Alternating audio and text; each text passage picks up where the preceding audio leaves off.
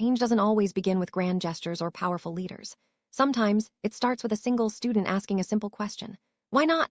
I used to think that school systems were too rigid to change, with rules and traditions set in stone. But one project and a moment of courage showed me that even students can challenge the status quo. This isn't a story about instant success or fame. It's about persistence, frustration, and the small, everyday decisions that slowly build into something bigger.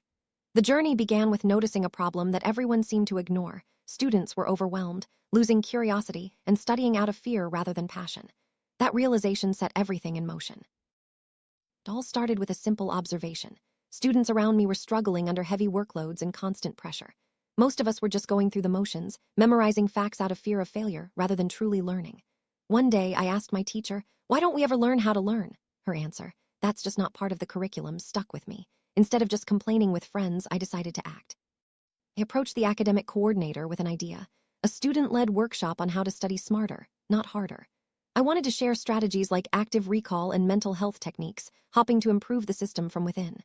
To my surprise, my proposal was welcomed, and I realized I might actually make a difference. Writing the proposal was challenging. I spent long evenings researching study methods and reading about student wellness. Doubt crept in. Who was I to change anything? I wasn't a top student or a leader, just someone who cared. But the idea kept pulling me back, reminding me that this was about every student who felt unheard or left behind. After weeks of work, I submitted my proposal and was invited to present it to the principal and staff. Standing before them was terrifying, but I spoke about how neuroscience-backed learning and emotional support could help students thrive. When I finished, the silence was broken by a teacher asking, "Why haven't we done this before?" That's when I realized, sometimes change doesn't happen because no one has tried yet. With the school's approval, I launched a pilot program. We held lunchtime sessions on brain-based studying, sleep cycles, and productivity. At first, only a few students attended, but word spread and classrooms began to fill. Students started asking real questions about burnout, memory, and confidence. Even teachers joined in. I wasn't an expert, but I shared what I learned and kept learning alongside everyone else. The energy shifted. We were no longer just talking about grades, but about personal growth and well-being.